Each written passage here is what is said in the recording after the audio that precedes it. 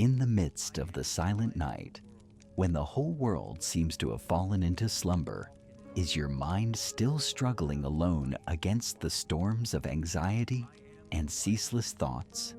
I am here right beside you at this moment to affirm one thing: you are not alone, and tonight you fully deserve to let go of every burden. We are about to embark on a special spiritual epic journey.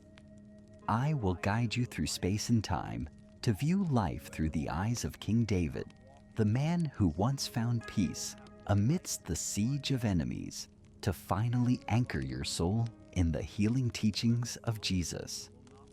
These are not merely ancient stories, but an eternal remedy for the exhausted modern heart. Before we let the waves of peace soothe your mind, please take a second to connect with the community of souls seeking this rest by clicking subscribe and like on the video. Now, put down your phone, take a deep breath, relax your entire body, and listen to the gentlest promise in human history. Come to me, all you who are weary and burdened, and I will give you rest. Night has fallen deeply. Is it that right now, when the city lights have gone out, you're still hearing the noisy echoes of the day's pressures? The modern world out there ceaselessly whispers into our ears that you are not good enough, you are not rich enough, you must be stronger, must win, must control everything. It is those whispers that have stolen your sleep, making your heart beat faster due to the fear of being left behind. But stop, take a deep breath, and travel back in time with me. Imagine we are standing in King David's palace in Jerusalem on a sleepless night. David, Israel's greatest king, the one who defeated the giant Goliath, the one holding supreme power in his hands, is now tossing and turning on his ivory bed. He looks up at the ceiling, feeling the weight of the invisible crown still weighing on his mind. He worries about enemies, about betrayal, and about the very weakness in the depths of his soul. In those long dark nights, David uttered words that perhaps you too want to say tonight. I am worn out from my groaning. All night long I flood my bed with weeping and drench my couch with tears. Psalm 6:6. David, despite having everything, still craved a peace that power could not buy. And then, transcending space and time, as a response to David's cry, and to your sigh tonight, a voice rings out from the Galilean hillside. It is not the sound of rolling thunder, but the whisper of a cool wind, carrying a healing remedy for souls exhausted from racing against life. It is Jesus, and he is opening the Sermon on the Mount, the charter of a kingdom of peace. Listen, he is redefining success, freeing you from the burden of having to become great in the world's way. He says, "Blessed are the poor in spirit, for theirs is the kingdom of heaven." In the modern world, we fear poverty. We fear the feeling of lack. But tonight, Jesus invites you to become poor in spirit. What does that mean? It means casting off the prideful ego, casting off the need to appear fine, casting off the complacency that I can control everything. Sleep only comes when you accept letting go. Admit that. Lord, I am tired. I can no longer carry this world on my own. The moment you accept that poverty, you become infinitely rich, for the kingdom of heaven, the kingdom of absolute rest, already belongs to you. Breathe out, release all your tension, and let grace flood into the empty spaces in your soul. Then he speaks again. Blessed are those who mourn, for they will be comforted. There are sorrows you have suppressed all day to maintain a professional face at the office. There are hurts you hide behind a smile. Tonight, God allows you to be sad. You do not need to pretend to be strong before Him. God's comfort is not like the hollow encouragement of the world. It is an embrace that encompasses brokenness, soothing wounds that no one sees. Let tears, if needed, flow like a stream washing away the dust in your eyes, so that afterwards, sleep will come gently, like a mother's comfort. Next, a strange but powerfully soothing teaching for stress. Blessed are the meek, for they will inherit the earth. The world tells you that you must fight, must be loud to win. That struggle tenses your nerves like a violin string.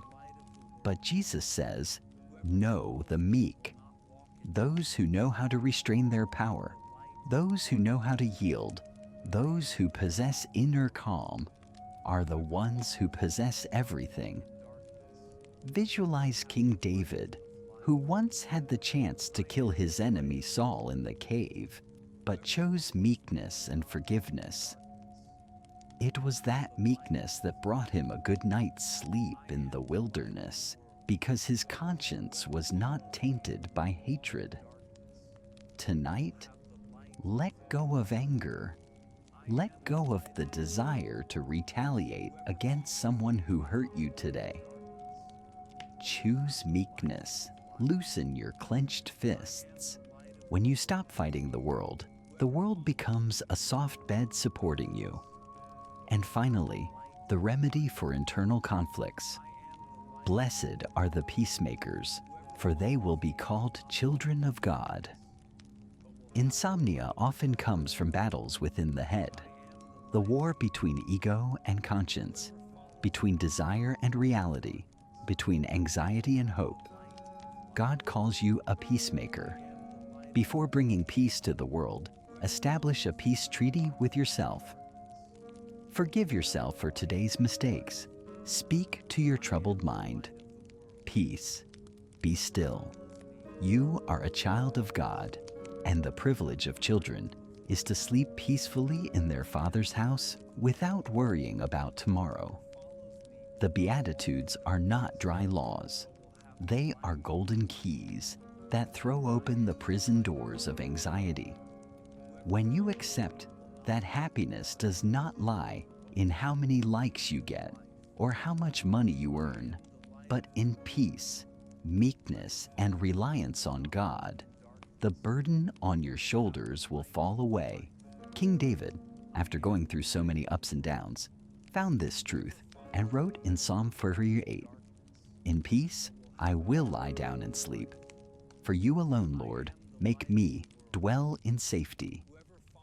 Feel the relief spreading from the top of your head down to your toes. You have redefined success. Success tonight is simply resting in grace. But our journey of healing the mind does not stop there. When the inner self has found peace through the Beatitudes, we need to understand how to carry that peace into this volatile world without being swept away.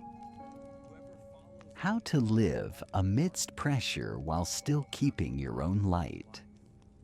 Jesus continues to lead us to a deeper vision of each person's identity. As your soul begins to soften, thanks to the Beatitudes, let me guide you deeper into your own essence. One of the biggest causes of modern insomnia is the feeling of being undefined and inadequate. We lie in bed and ask ourselves, who am I among these 8 billion people? Do I have any significance? Or am I just a nameless speck of dust drifting in the rush of life? King David, during his days fleeing in the wilderness, living in caves, stripped of all glory, must have also faced the fear of that oblivion. He looked up at the vast night sky and felt so small. He exclaimed, "When I consider your heavens, the work of your fingers, the moon and the stars, which you have set in place. What is mankind that you are mindful of them? Human beings that you care for them.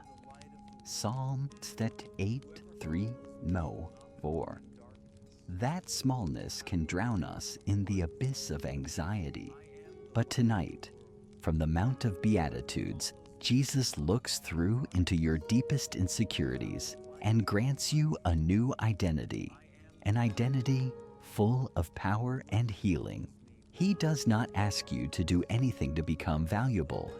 He affirms your inherent worth. You are the salt of the earth. You are the light of the world. A town built on a hill cannot be hidden. Let this affirmation sink into your subconscious. You are salt. You are light. In the ancient world, salt was precious for preserving life, and light was the only hope in the darkness. God does not say try to become light. He says you are light. This liberates you from the pressure to perform. Light does not need to scream to be noticed. Light does not need to strive to shine. It just needs to exist. Tonight, let go of the burden of proving yourself to your boss, colleagues, or society. Believe that your peaceful presence, the very nature of goodness within you, is already a gift to this world.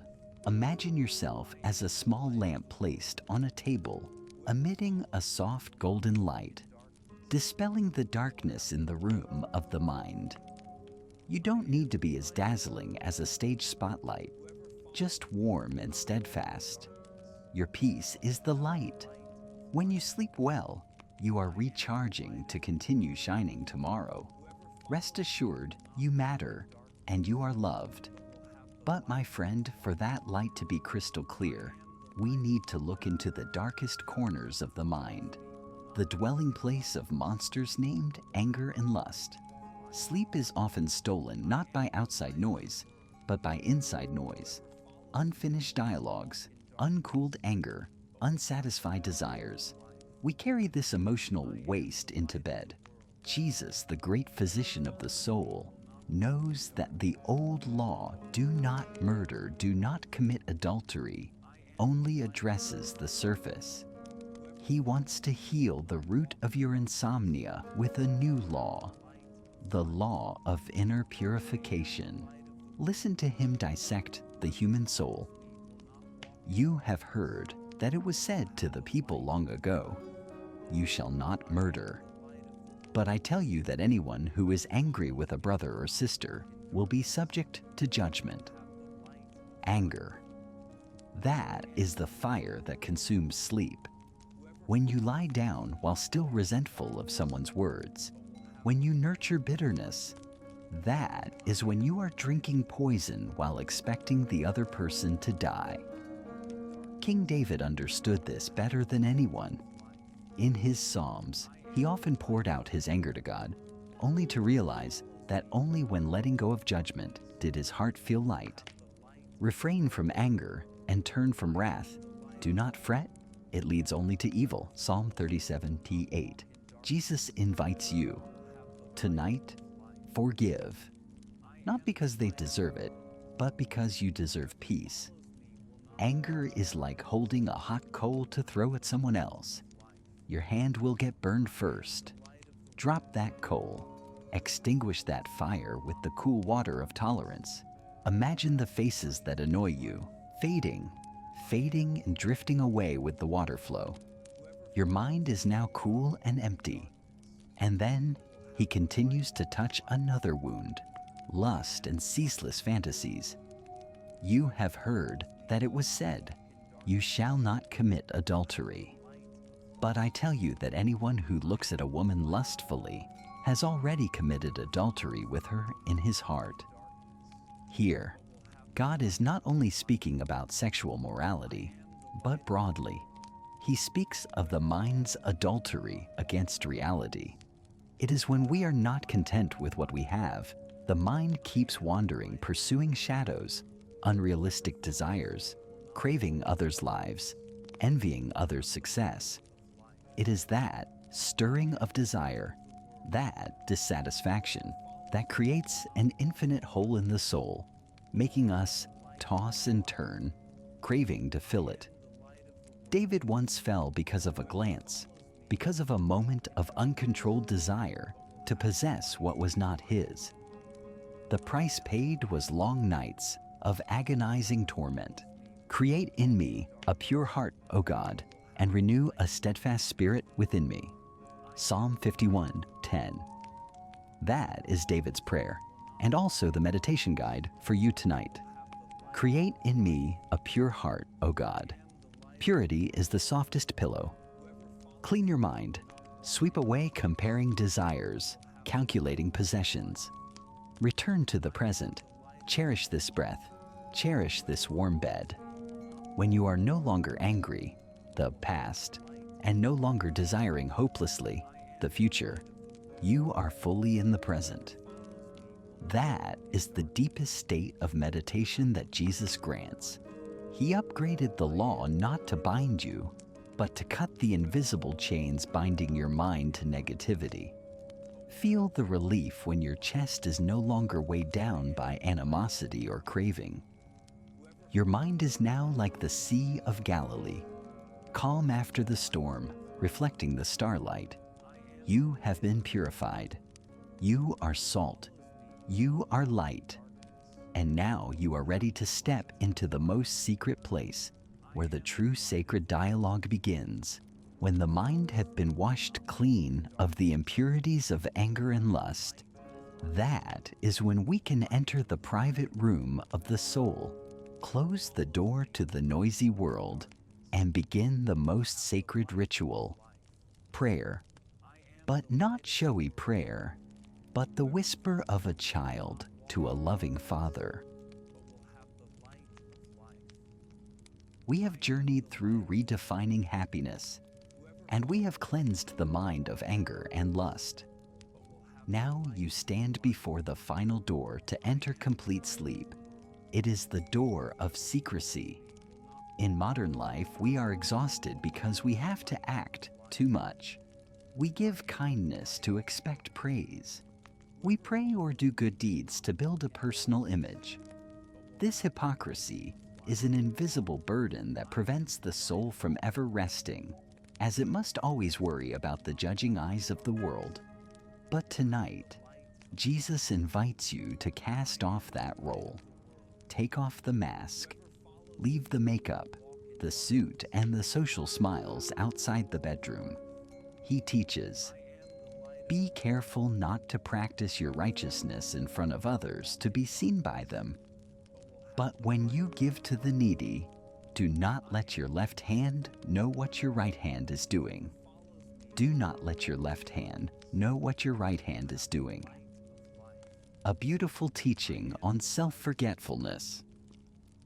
When you do good, do it and forget it. Do not keep a record of merits. Do not wait for repayment. The expectation of return is the source of disappointment and tossing and turning. When you learn how to forget your ego, your mind will become as light as a feather. And then, Jesus hands you the most important key to sleep, privacy with God. But when you pray, go into your room, close the door, and pray to your Father who is unseen. Go into your room, close the door. This is not just a religious instruction. This is an ultimate psychological therapy. The room here is not just four concrete walls, but the room of consciousness. Close the door means closing the senses. Do not look at the phone screen anymore. Do not hear the noise of the streets anymore. Do not pay attention to world news anymore. There is only you and the Father, your Father who is unseen. King David, though a public figure, a king always surrounded, always found that secret place. He called it the refuge under the shadow of the Almighty. He who dwells in the shelter of the Most High will rest in the shadow of the Almighty. Psalm 91:1, When the door is closed, when the world has receded, let us recite together the prayer that Jesus taught. Do not read it like a parrot. Read it like the rhythm of breath, like a lullaby for the soul. Breathe in. Our Father in heaven, hallowed be your name. The two words, Our Father, shatter all loneliness. You are not a lost orphan in this cold universe. You have a Father. You have a root. And hallowed be your name is when you shift your focus from your tiny troubles to His greatness. When seeing the greatness of God, your anxieties suddenly become so small, breathe out. Your kingdom come, your will be done, on earth as it is in heaven. This is the medicine for control freaks. Insomnia often comes because we try to control tomorrow. But this prayer teaches you to let go. Your will be done. Believe that tomorrow's script has been written by someone who loves you more than you love yourself. Hand over the operation of the universe to Him and go to sleep. Breathe in.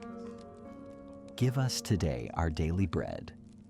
Today, only today. Do not worry about the bread of tomorrow, the day after, or 10 years from now. Jesus is teaching you to practice mindfulness in His way. Live fully for this moment. The fullness of today is enough for you to be grateful and at peace. Breathe out. And forgive us our debts, as we also have forgiven our debtors. Guilt and resentment are two boulders weighing on the chest. With this prayer, you remove both. You receive forgiveness from God to free yourself from complex, and you forgive others to free yourself from hatred. Imagine the chain binding you to those who hurt you, snapping apart. You are free. Breathe deep and breathe gently. And lead us not into temptation, but deliver us from the evil one. The prayer ends with a safety protection. You are enveloped in God's circle of protection. No nightmares, no fear, no darkness can invade the sleep of His children. Now, in the secret room of the soul, where the door is tightly shut against the noisy world, you are in the peaceful presence of the Father. The teachings of Jesus in the Sermon on the Mount have become a soft pillow, supporting your head. You no longer need to be a dazzling light. Let that lamp burn gently. You no longer need to strain to keep the law, for love has fulfilled the law. You do not need to act, for the Father knows exactly who you are and loves you still. David said, I lie down and sleep. I wake again, because the Lord sustains me. Psalm 3:5. Let that sustenance lull you to sleep. Sleep, peace, peace. But my friend, these teachings are just the foundation.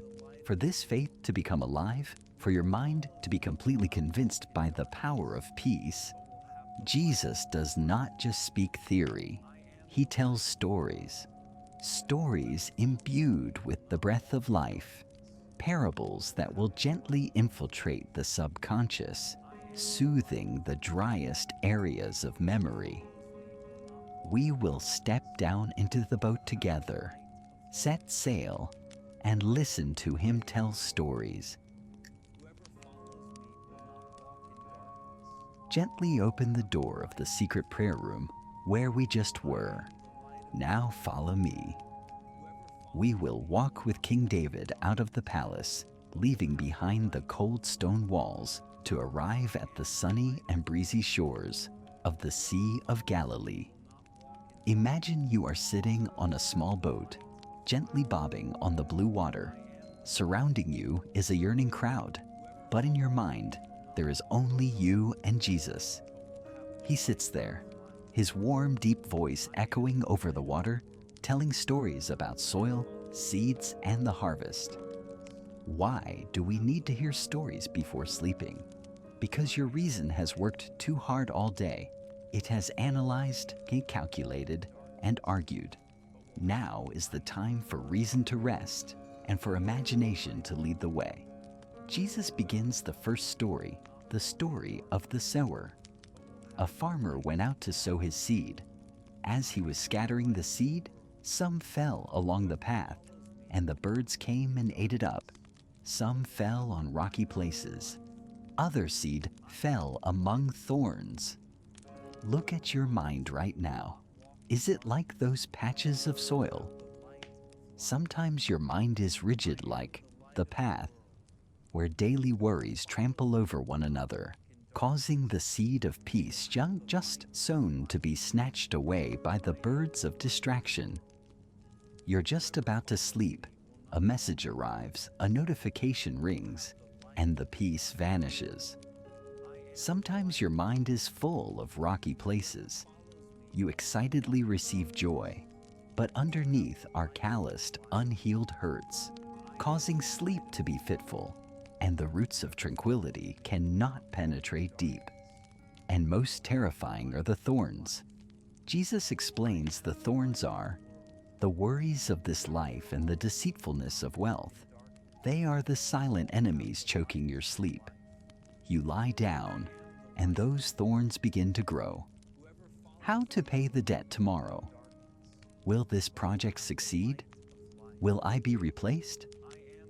Those questions keep tightening around the brain, choking the spark of life. But my friend, King David also once had a soul soil full of thorns like that. He was hunted by King Saul, betrayed by his son, surrounded by enemies. The thorns of death clung to him every day. But what did David do? He did not pull the thorns himself in panic. He tilled the soil of his soul with trust, turning it into good soil. My heart is steadfast, O God. My heart is steadfast. I will sing and make music. Psalm 57:7. Tonight, turn your mind into good soil. Relax. Do not resist. Do not try to shoo away the birds or pull up the thorns with frustration. Just open your heart, soft and loose, accepting God's lullaby. When your soul becomes meek, the seed of sleep will automatically sprout and grow, bringing a bountiful harvest of health restoration. But I know there is another fear that keeps you awake. It is the presence of negative thoughts you cannot control. You try to think of positive things, but dark, anxious, fearful, intrusive thoughts keep creeping up like weeds. You blame yourself. Why am I so weak? Why can't I escape these thoughts? Jesus understands that internal battle. He continues with the story of the weeds and the wheat. The kingdom of heaven is like a man who sowed good seed in his field. But while everyone was sleeping, his enemy came and sowed weeds among the wheat and went away. While everyone was sleeping, his enemy came and sowed weeds. You see, the appearance of anxieties and fears is sometimes not your fault. It is part of the human condition in this imperfect world. When the servants asked the master if they should go pull the weeds immediately, the master gave a deeply therapeutic answer, an answer that frees us from the pressure to be perfect instantly. No, he answered, because while you are pulling the weeds, you may uproot the wheat with them. Let both grow together until the harvest. Let both grow together. This is a wonderful healing philosophy. When you have insomnia due to anxiety, the natural reflex is to try to pull that anxiety out. You fight it, you torment it, but the more you fight, the more awake you are, and the peace, the wheat, is also uprooted. You are exhausted from the war with yourself. God says, let both grow together. Tonight, try a different approach. Accept that anxiety is there, like a weed. Do not hate it. Do not fear it. Look at it and say, hello, anxiety. Tonight you can stay there, but I will not fight you. I will focus on the wheat. I will focus on rest. King David practiced this excellently. In Psalm 23, he said, "You prepare a table before me in the presence of my enemies." Psalm 23:5, God sets a banquet table for David right in front of his enemies. David did not need the enemies to disappear to eat well. He calmly enjoyed God's grace despite the weeds, enemies surrounding him. That is the pinnacle of peace. So, my friend, you who are tossing and turning, do not wait until life runs out of storms to agree to sleep. Do not wait until solving every problem, pulling all weeds, to allow yourself to rest. Sleep well right in the midst of the chaos. Trust the master of the harvest. He knows the time to pull weeds, the time to harvest. Your job is not to sort. Your job is to sleep peacefully in His sovereignty. I wait for the Lord. My whole being waits, and in His word I put my hope. Psalm 135:5. Breathe out gently. Visualize the field of your mind swaying in the night breeze. There is golden wheat, and there are also a few weeds. It is okay. Under the moonlight of God's love, everything is quiet. You do not need to be a diligent gardener at this moment. Put down the hoe. Lie down on the grass verge. The Master is guarding the field for you. And when acceptance has crept into the mind, when you no longer fight with your own thoughts, we will leave the rice field to step into a story about family love, about being lost in the day of return, a story that will touch hearts heavy with guilt or feeling unworthy. As the field of the mind has calmed, let me lead you by the hand onto a strange trail. Is it that sometimes during long sleepless nights, you feel you have gone too far from original innocence, too far from youthful dreams, and too far from the peace you once had? You feel you have squandered time, squandered health, and squandered opportunities to love. That regret is a poison gnawing at sleep. It whispers, "You have failed. You do not deserve peace." But listen, Jesus is telling the most moving story about fatherly love, the story of the prodigal son. Imagine you are that son. You have left the Father's house at the place of safety to chase the illusions of the world. You have spent all your energy on fleeting pleasures, on vain fame. And now, as night falls, you find yourself famished in a stinking pigsty of real life. Loneliness surrounds you. King David, in the darkest days of his life, after committing a grave sin with Bathsheba, also tasted this bitterness. He felt his bones wasting away. His strength dried up like summer heat. He feared that God had turned His face away. Do not cast me from your presence or take your Holy Spirit from me. Psalm 51:11. But Jesus' story does not end in the pigsty. It begins on the road back. That son with bleeding feet and tattered clothes drags himself home preparing an apology speech, hoping only to be a hired servant. Is that mood similar to yours right now? Do you think you need to do something, pay a price, or compensate to be allowed to sleep well? Listen to the climax of love, the moment that shatters all complexes. But while he was still a long way off, his father saw him and was filled with compassion for him. He ran to his son, threw his arms around him, and kissed him. But while he was still a long way off, his father saw him. Let this sentence seep into your every breath. You do not need to go the whole distance to reach the finish line. You only need to turn around, and the Father has already run to you. God does not wait for you to be perfect to love you. He does not wait for you to solve all problems to grant you sleep. The image of the old father tucking up his robe to run out, embracing the foul-smelling sun without a word of rebuke, is the image of grace. Tonight, your bed is the Father's embrace. When you lie down, do not think you are lying on an inanimate foam mattress. Think that you are throwing yourself into the Creator's hug.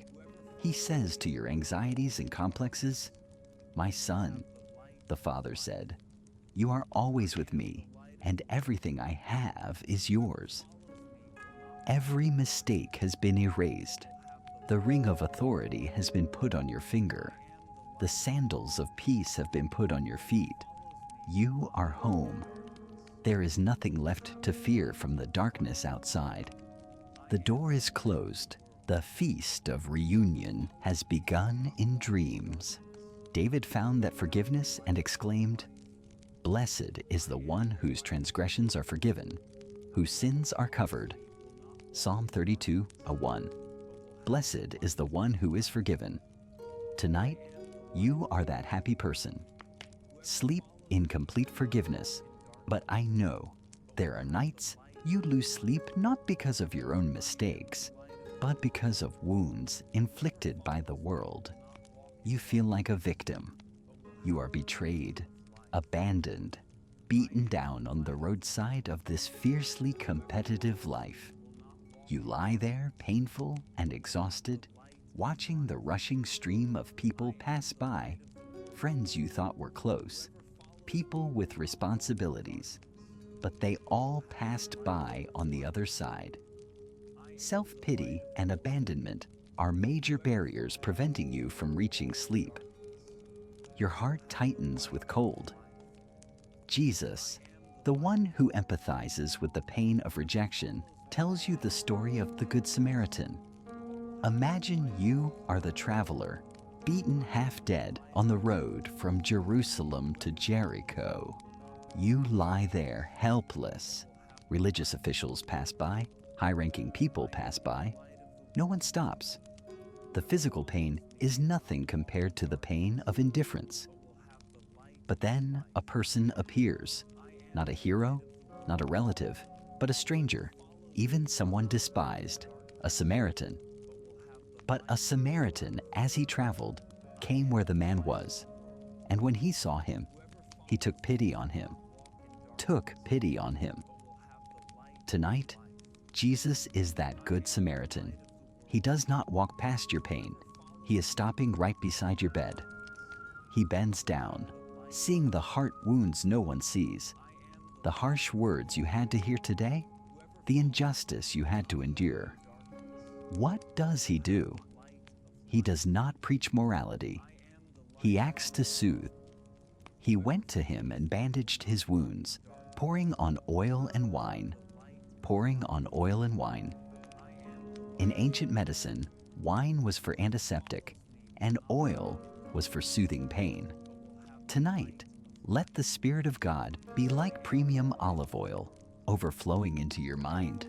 Feel the coolness of the oil, soothing the tense neurons. Feel the warmth of the wine washing away resentments. He bandages your wounds. You are protected. You are cared for. You are no longer alone on this life road full of robbers. And the best part, he does not leave you there. Then he put the man on his own donkey, brought him to an inn, and took care of him.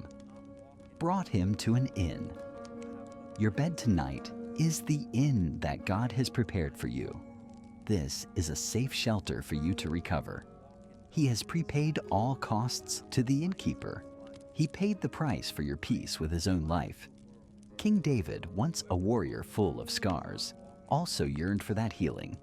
He wrote in Psalm 147, "He heals the brokenhearted and binds up their wounds."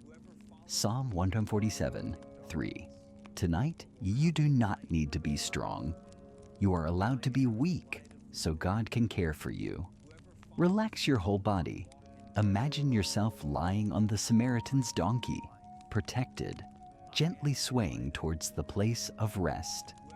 all burdens have been carried by him. You have been found like the prodigal son. You have been rescued like the injured traveler. The two biggest human fears, fear of judgment and fear of abandonment, have both been fully resolved in these two stories. Now, as the soul has been bandaged and brought home, we are ready to witness God's supernatural power. Not just soothing comfort, but the mountain-moving power to protect your sleep. We will step onto the boat once again, but this time to face the storm. A traveler seeking sleep, we have passed through the fields, returned to the Father's house, and had our wounds bandaged. But I know deep in your subconscious, a vague fear remains. Is this peace sustainable? Or tomorrow, when the storms of life strike, will everything collapse again? It is that fear of collapse, fear of losing your job, fear of losing your health, fear of losing what you currently possess, that keeps your eyes wide open in the dark. You struggle to reinforce your life with money, with relationships, yet you still feel unsteady. Jesus, the great architect of the soul, understands that insecurity. He tells us the story of two builders, a parable of ultimate safety, the wise and foolish builders. Therefore, everyone who hears these words of mine and puts them into practice is like a wise man who built his house on the rock. Imagine your soul is a house. Tonight, where are you placing that house? If you place your trust and safety on sand, things that change easily like emotions, public opinion, or bank accounts, then the sound of falling rain outside will become a terrifying alarm. But God invites you to move your house. Place your mind on the rock. The rock here is the eternal truths we have contemplated: forgiveness, tolerance, and God's unconditional love. The rain came down, the streams rose, and the winds blew and beat against that house. Yet it did not fall, because it had its foundation on the rock. Listen to the falling rain. Whoosh, whoosh. In your imagination, you are lying inside that house built on solid rock. The wind may howl, the water may rise, but your house, your soul, does not shake. This feeling of security is the strongest sedative. You do not need to go outside to brace the house, for the rock is bearing that weight for you. King David, in his most perilous moments, found a good night's sleep by clinging tightly to this rock. He exclaimed in Psalm 61, "Lead me to the rock that is higher than I, for you have been my refuge, a strong tower against the foe." Psalm 61, 2-3. Tonight, climb onto that rock. Curl up in God's strong tower. Leave all anxieties about the uncertain future at the foot of the mountain. Up here, you are safe. You're invulnerable. When you feel safe in the house on the rock, there is one final image I want to send you before we close the storytelling. An image connecting directly to King David, who started as a shepherd boy, and to Christ himself. It is the parable of the lost sheep. Perhaps tonight, despite hearing so many words of comfort, you still feel lost. You feel like the 100th sheep, left behind, lost amidst the thorns of loneliness. You think, God has too many people to care for. Will he remember me? Jesus whispers the answer into your ear. Suppose one of you has 100 sheep and loses one of them. Doesn't he leave the 99 in the open country and go after the lost sheep until he finds it? He leaves the 99. Reflect on this. To God, you are not a number. You are unique. He is willing to stop the entire universe to seek sleep for you alone tonight. Imagine you are a small sheep, curling up in the bushes, exhausted from fear. You hear footsteps, not the footsteps of a predator, but the familiar footsteps of the shepherd. He parts the leaves to find you. And when he finds you, he does not use a rod to whip you for going astray. What does he do? And when he finds it, he joyfully puts it on his shoulders and goes home. Puts it on his shoulders. This is the posture of absolute rest. You no longer need to walk home by yourself. Your tired legs get to rest. All your body weight, every burden of worry, every pressure of life, unload them all onto God's sturdy shoulders. Feel his steady steps. Thump, thump, thump. That rhythm is like the rocking of a cradle, lulling you to sleep. You are high up, safe on the shoulders of the Good Shepherd, enveloped in his warmth. King David painted this picture most beautifully in the immortal poem that perhaps you have memorized. But tonight, listen to it with your heart. The Lord is my shepherd. I lack nothing. He makes me lie down in green pastures. He leads me beside quiet waters. He refreshes my soul. Psalm 23, 1-3. He makes me lie down. Sometimes we are so stressed that we cannot lie down ourselves. God has to gently place us down on the green pastures. Breathe in the scent of sweet grass. Hear the murmuring of the stream by your ear. You lack nothing. Bank accounts, jobs, relationships. Everything has been taken care of by the shepherd. The sheep's job is simply to graze and sleep soundly.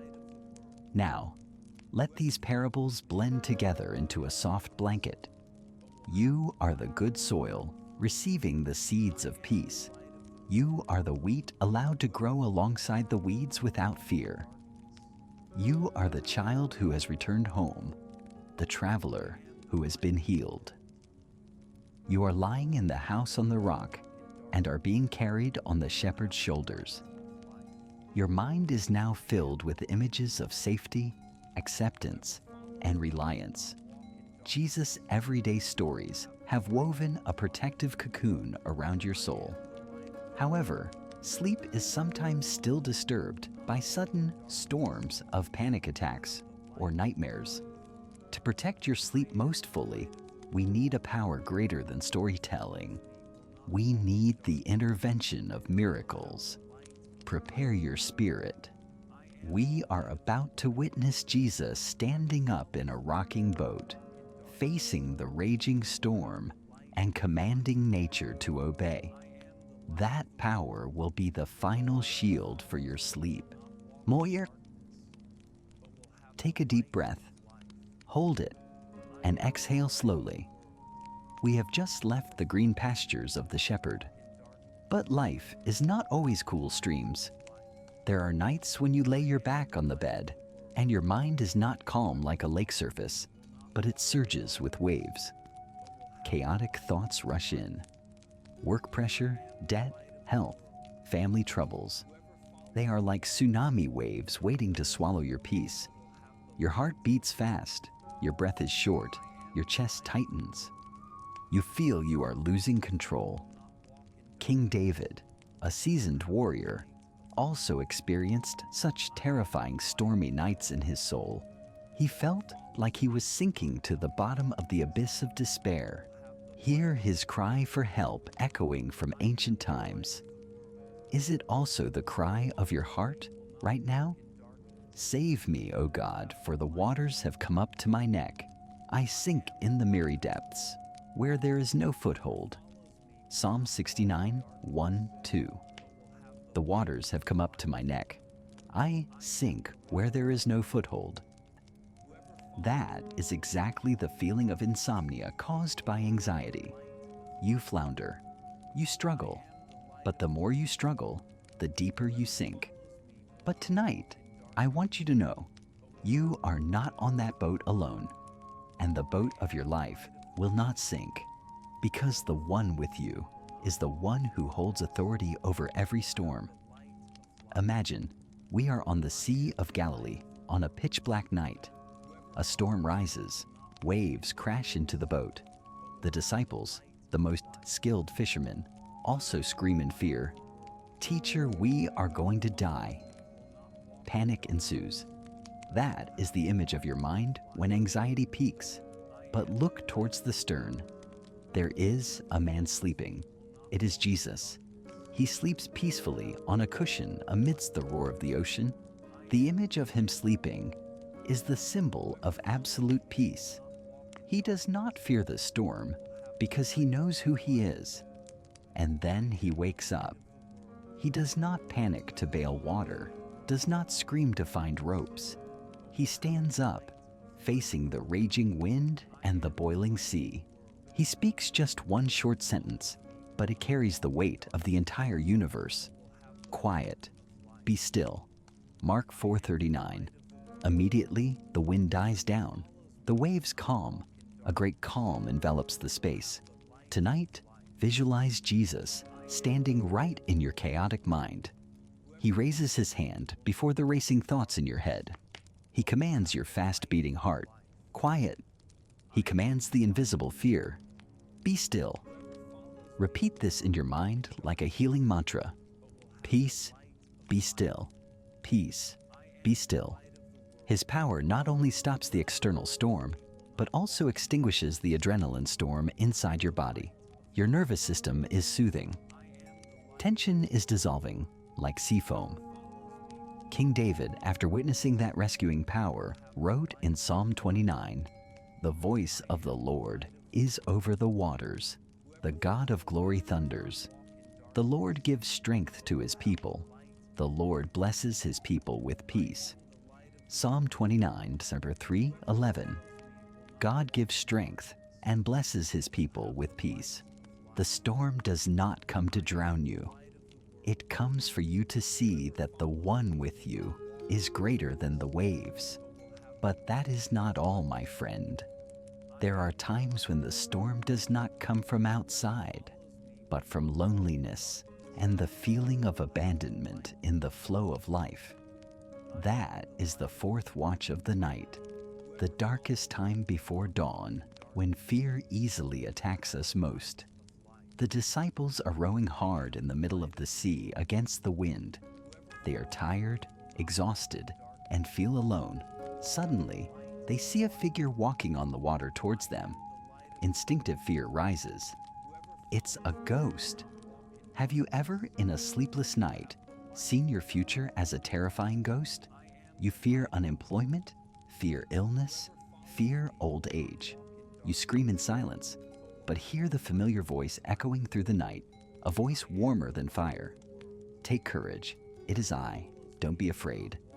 Matthew 14:27. It is I.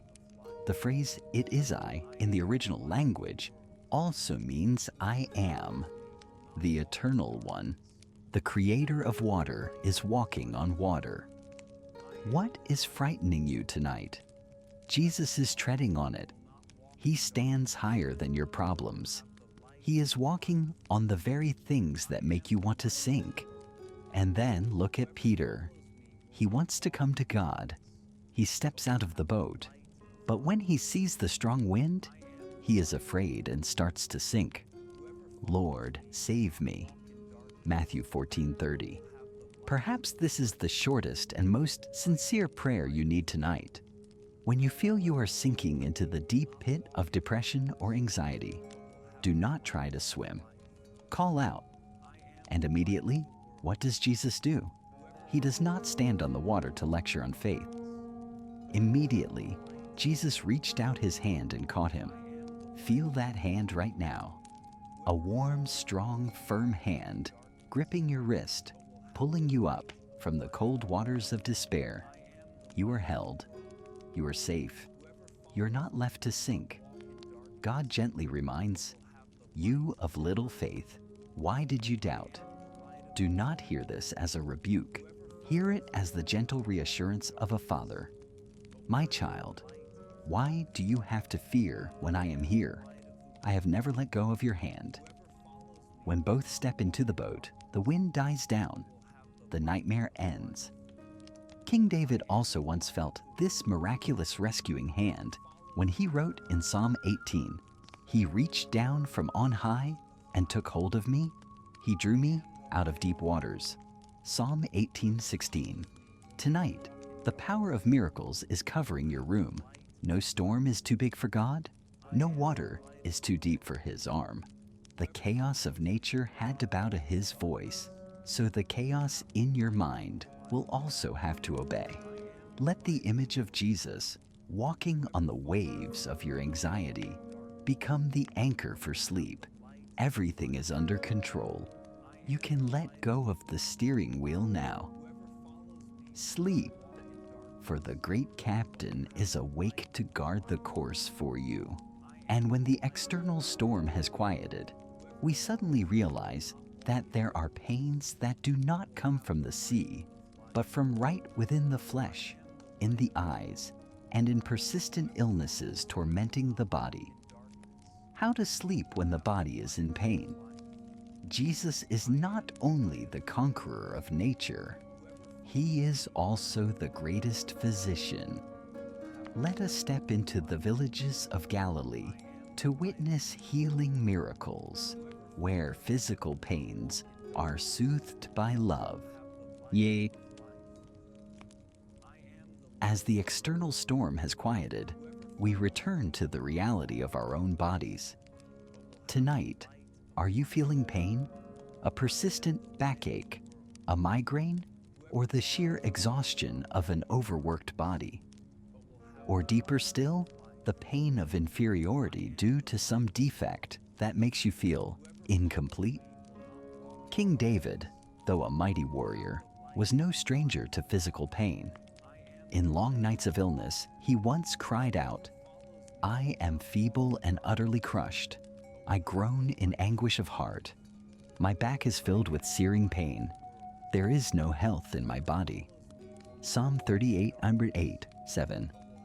I am feeble and utterly crushed. If tonight you feel like David, know that the healer is walking down the road past your door. He does not fear your illness. He is not disgusted by your weakness. He comes to touch it. Look, a man with leprosy is approaching. In the ancient world, lepers were cursed, forced to live in isolation, shouting, "Unclean, unclean," to warn people away. He represents ultimate loneliness and shame about appearance and status. Perhaps you too have felt ugly, inferior, or wanted to hide from the world's gaze like that. That leper kneels before Jesus with a desperate yet hopeful plea. "Lord, if you are willing, you can make me clean." Matthew 8:2. Lord, if you are willing. He did not doubt God's power. He was just unsure of His love. Would He want to heal an outcast like me? And here is the moment that shatters all barriers. Jesus does not just speak. He does something forbidden. He reaches out and touches him. Feel that touch. A warm hand placed on sores and painful skin. The touch of acceptance. The touch that says, "You are not abandoned. I am willing. Be clean." I am willing. Be clean. Immediately, his flesh becomes pink like a child's skin. Tonight, let God's hand touch the painful areas of your body. Imagine healing light radiating from that hand, passing through your forehead, your shoulders, down your spine. All the uncleanness of stress, all the toxins of anxiety are being washed away. You are purified. You are clean and new. We continue weaving through the crowd. There is a woman who has suffered from bleeding for 12 years. 12 years without a single day of peace. 12 years exhausting finances and strength on treatments, but without hope. She represents chronic illnesses, chronic depression that you feel will never end. You are so tired you just want to give up. But in the ashes of despair, she kindles a spark of faith. She thinks, if I only touch his cloak, I will be healed. She squeezes through the crowd. She reaches out her thin fingers and gently touches the hem of his garment. Just a light touch. Immediately, the bleeding stops. The pain ceases completely. Jesus stops and asks, "Who touched me?" He knows well, but he wants her to publicly receive healing. He looks at her, not with blaming eyes for bothering him, but with encouraging eyes. "Take heart, daughter. Your faith has healed you." Matthew 9:22. Take heart, daughter. Tonight, you do not need to do big things. You only need to lightly touch God with a thought, a whispered prayer. Lord, I am so tired. Just that. Healing energy from Him will flow to you. Believe that your suffering has come to an end. Receive liberation, but sometimes illness is not just physical, but the paralysis of the will. You feel like a paralytic, lying motionless on the bed, wanting to change your life but unable to lift a finger. Procrastination, laziness, or the fear of failure has bound you to the mat of helplessness. Look at the 4 friends carrying the paralytic onto the roof, removing tiles and lowering him right in front of Jesus. A beautiful image of community support. If tonight you cannot come to God yourself, we, through this video, are carrying you before Him. God looks at the paralytic. He sees the root of paralysis lies not only in the legs, but in a soul heavy with sin and regret. Therefore, before healing the legs, He heals the heart. Son, your sins are forgiven. Mark 2:5. Son, your sins are forgiven. Exhale strongly. Hew. Cast off the burden of guilt, the past mistakes that have paralyzed your will. Forgiveness is the best muscle relaxant. When the soul is light, the body will be liberated. And then He commands, I tell you, get up, take your mat, and go home. Get up, take your mat, and go home. In tonight's sleep, your soul will get up. You will no longer be a victim of circumstances. Tomorrow, when dawn breaks, you will carry the mat of old difficulties and walk strongly. But now enjoy the relief of a body unchained. Finally, let us come to those living in darkness. Blind Bartimaeus sits by the roadside in Jericho. His world is eternal night.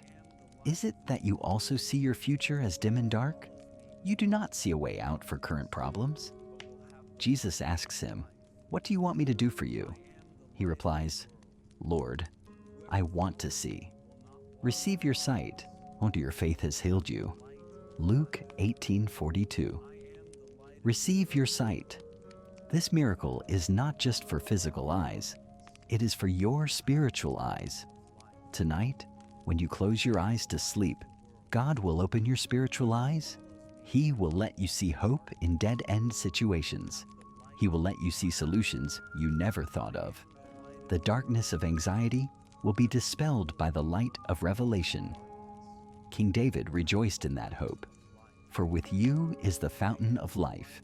In your light, we see light.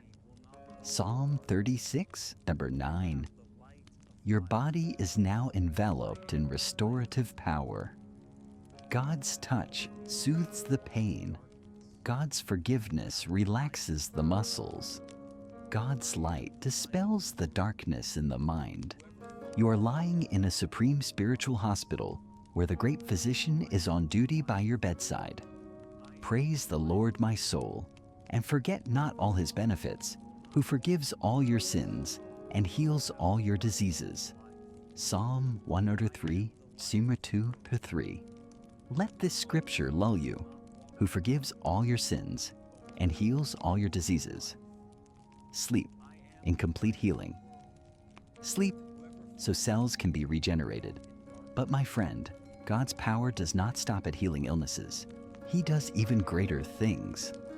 He conquers the most terrifying enemy, death, and He provides for the most ordinary needs of food and clothing. We will move to the final part of this chapter to see that when you have God, you have all life and sufficiency. Imagine you are sitting on a lush green hillside, looking down at the Sea of Galilee sparkling in the sunset. Your stomach is hungry.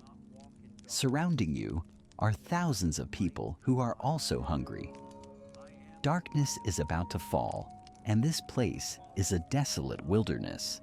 That feeling of hunger is a powerful metaphor for the financial anxiety of this age. You lie down in bed and start calculating. Where is the money for rent? Inflation is rising. Work is unstable. The scarcity mindset gnaws at your mind, making sleep fitful. You fear that tomorrow you will not have enough strength, enough money, enough resources. God's disciples were just as worried. They looked at the reality. Only 5 loaves and 2 small fish. Too little for the huge need. But look at Jesus. He does not panic. He does not calculate according to human logic. He takes those meager items, looks up to heaven, and gives thanks. Taking the 5 loaves and the 2 fish and looking up to heaven, He gave thanks and broke the loaves. Matthew 14:19. He gave thanks. This is the golden key for your sleep. Instead of lying there worrying about what you lack, start giving thanks for what you have, even if it is as small as 5 loaves. Gratitude opens the door to miracles. God broke the bread and gave it to the disciples, and a miracle happened. The bread kept multiplying endlessly. Thousands ate their fill. They all ate and were satisfied, and the disciples picked up 12 basketfuls of broken pieces that were left over. Matthew 14:20. Even 12 baskets were left over. Tonight, let the image of those overflowing baskets reassure you. God's resources are infinite. He does not just provide enough, He provides abundantly. Cast your financial burdens down at His feet. Do not try to solve economic problems at 2 a.m. Believe that the one who feeds the birds of the air and the lilies of the field will also care for your needs. King David, who experienced lack while fleeing in caves and then lived in palace luxury, concluded an eternal truth in Psalm 37. I was young, and now I am old, yet I have never seen the righteous forsaken or their children begging for bread. Psalm 37:25. You will not be abandoned. Tomorrow there will be enough bread, sleep in the sufficiency of the soul. But my friend, there is bad news even more terrifying than hunger. That is news signaling the end. It's too late. Like the message sent to Jairus, the synagogue leader, while he was begging Jesus to heal his daughter, your daughter is dead. Why bother the teacher anymore? Mark 5:35. Perhaps tonight, you're facing a dead situation in your life, a marriage broken beyond repair, a career opportunity extinguished, or a medical diagnosis without hope. You feel every door has slammed shut. Hopelessness is the thickest darkness preventing sleep. You stay awake thinking, there is no way out. But listen to Jesus' reaction. He heard that bad news, but he was overhearing but ignoring. He turned to the collapsing father and said a soul-shaking sentence, "Don't be afraid, just believe." Mark 5:36. Let this echo in your mind like a bell. When the world says it's over, God says it's just beginning. When reason says hopeless, God says believe. They entered the house. The noisy wailing of the crowd represented the chaos of pessimistic emotions.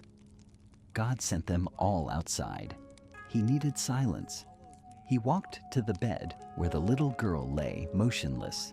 Cold death surrounded her. But to God, death is just asleep. The child is not dead, but asleep. And then he took the girl's cold hand, a gesture infinitely gentle. He did not call with a thunderous command, but with the affectionate call of a parent waking a child in the morning. Talitha cum means, "Little girl, I say to you, get up." Mark 5:41. That word contained the life force. Immediately, the girl stood up and walked. Life returned. Sadness turned into extreme joy. Tonight, God is also standing before the dead things in your life. He holds the hand of your hope and says, Talitha cum. Rise up. Nothing is too late for God. There is no dead end where He cannot make a way. Your sleep tonight is not an escape into darkness, but a rehearsal of faith. You close your eyes, like temporary death, with absolute trust that God will wake you up tomorrow with a new source of life. King David, who faced death countless times, wrote immortal lines in Psalm 23, accurately describing this journey. Even though I walk through the darkest valley, I will fear no evil, for you are with me. Your rod and your staff, they comfort me. Psalm 23:4. Why? Because you are with me. God's presence is greater than death, greater than loss, greater than all despair. Imagine you are that little girl. You are tired and have fallen asleep from exhaustion. But God is sitting by the bed, holding your hand. Warmth from His hand passes to you. You are absolutely safe. All worries about food and clothing, the 5 loaves, and all fears about the future, death, have been resolved by Him. Now you can truly rest. I will lie down and sleep in peace, for you alone, O Lord. Make me dwell in safety. Psalm 4:8. Sleep in abundant provision. Sleep in resurrection power. Sleep, Talitha cum. But for now, sleep well first. O friend seeking sleep, we have just experienced moments of sublimation with miracles. But for sleep to be most complete and profound, we need to pass through a narrow corridor of the soul, where there are no stage lights, no applause, only naked truth. Is one of the reasons you are exhausted every night because you have had to act too much during the day? You have to wear the mask of a diligent employee, a perfect parent, or someone always happy and successful on social media. That image maintenance is a heavy burden weighing on the nervous system. You fear that if you let go of that mask, you will be judged. You fear others seeing the mess and weakness inside you. Jesus is standing in the middle of the majestic temple courtyard. He looks straight at the most hypocritical religious leaders, the Pharisees, and He raises stern words. But tonight, do not hear those words as judgment for the ancients. Hear them as a pardon for yourself. He is allowing you to live authentically. Listen, woe to you, teachers of the law and Pharisees, you hypocrites! You are like whitewashed tombs, which look beautiful on the outside, but on the inside are full of the bones of the dead and everything unclean. Matthew 23:27. Whitewashed tombs. A shocking image. Beautiful and white on the outside, but inside is death. Jesus is calling out your exhaustion. It is the exhaustion of whitewashing. We spend our whole lives painting the outside. Beautiful clothes, luxury cars, carefully edited photos. But inside, our souls are withering like bones. We are full of unclean anxieties, hidden envies, and unhealed hurts. This confrontation of God is actually a liberating therapy. He says, you do not need to paint anymore. I know exactly what is inside you, and I still love you. Stop pretending. King David, who once tasted the high price of hypocrisy, understood this very well. When he sinned and tried to hide it under the guise of a moral king, he suffered severe insomnia. He describes the pain of hypocrisy in Psalm 32. When I kept silent, my bones wasted away through my groaning all day long. For day and night, your hand was heavy on me. My strength was sapped as in the heat of summer. Psalm 32, 3-4. When I kept silent, my bones wasted away. Hypocrisy drains your vitality. It makes you dry as in the heat of summer. Sleep cannot come to a mind that has to stand guard for secrets or lies. And then Jesus offers the solution. He does not tell us to throw away the cup of life, but he teaches how to clean it to find peace. Blind Pharisee, first clean the inside of the cup and dish, and then the outside also will be clean. Matthew 23:26. First, clean the inside of the cup. This is the golden rule of Christian meditation. The world tells you to worry about the outside. God tells you to turn inward. Tonight, imagine your mind is that cup. Do not worry about how you will look tomorrow in the eyes of your boss or colleagues, the outside of the cup. Focus on what is happening in your heart right now. Is there any anger caking at the bottom of the cup?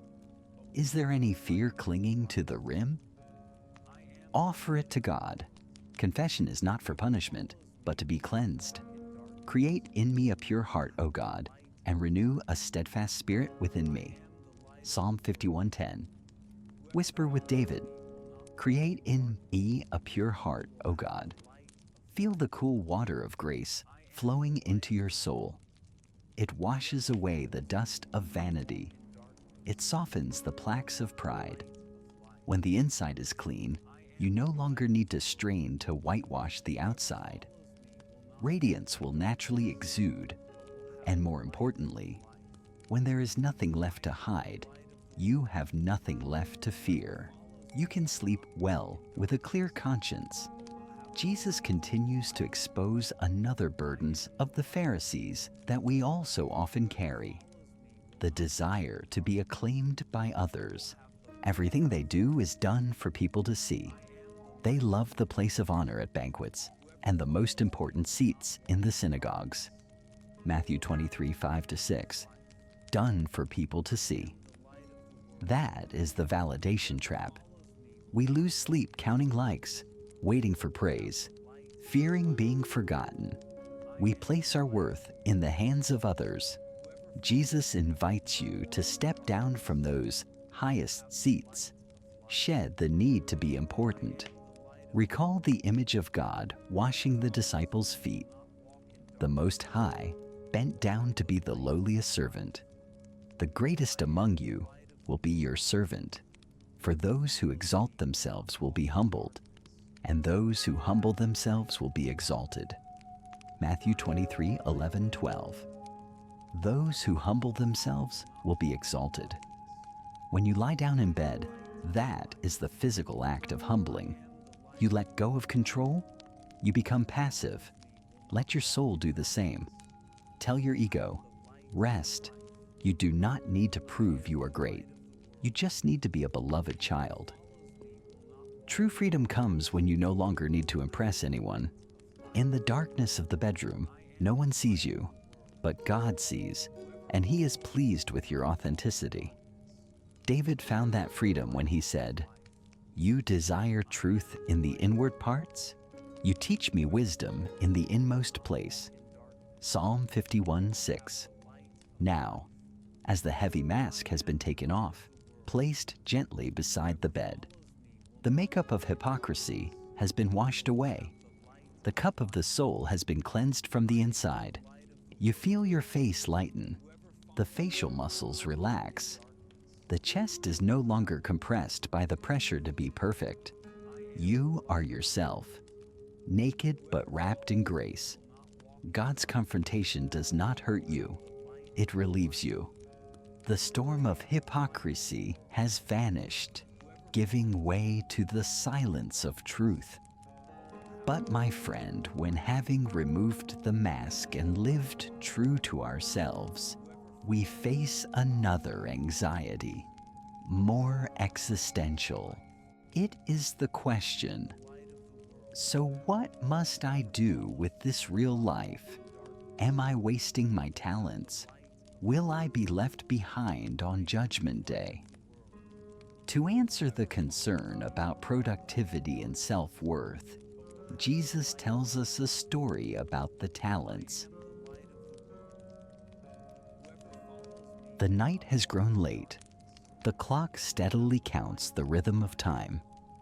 Does every tick-tock remind you of unfinished tasks, of unachieved goals, of a career that doesn't measure up to your peers? We live in an era that worships busyness. A person's value is often measured by the money in their bank account, by their position, by their influence. When night falls, we lie down and begin a session of self-judgment. What have I achieved today? Why am I standing still while others have advanced so far? Comparison gnaws at your self-esteem and turns sleep into an endless race. Jesus, the wise teacher of life management, tells us the parable of the talents. This story is not meant to pressure you to work harder, but to teach you how to find peace within your own capacity. He tells of a master about to go on a journey, who called his servants and entrusted his wealth to them. To one he gave 5 bags of gold, to another 2 bags, and to another 1 bag, each according to his ability. Matthew 25:15. Each according to his ability. Stop and breathe a sigh of relief. God knows your ability clearly. He does not assign a load of 5 bags to someone with the strength for 2. He does not demand that you live someone else's life. God's justice lies in the fact that He designs the burden to fit your shoulders perfectly. Tonight, let go of the pressure to become someone great by the world's standards. You only need to be the best version of yourself. The story continues. The one who received 5 bags went and gained 5 more. The one who received 2 gained 2 more. Both worked hard, and here is the most healing miracle. When the master returned, what did he say to them? To the one who produced 5 bags, "Well done, good and faithful servant. You have been faithful with a few things. I will put you in charge of many things. Come and share your master's happiness." Matthew 25:21. And to the one who produced 2 bags, did he say, "Why didn't you make 5 bags like the other guy?" No, he said exactly the same words. "Well done, good and faithful servant. Come and share your master's happiness." Matthew 25:23. The commendation is the same. The reward is the same. Come and share your master's happiness. God does not look at the scale of your success. He looks at your faithfulness. The person who produced 2 bags of gold received the exact same fullness of joy as the one who produced 5. What does this mean for your sleep? It means you don't need to compare yourself to the giants out there to feel at peace. If today you only accomplished small tasks, but did them with your whole heart, God says, "Well done." Close your eyes and imagine God smiling at you. "My child, you have worked hard today.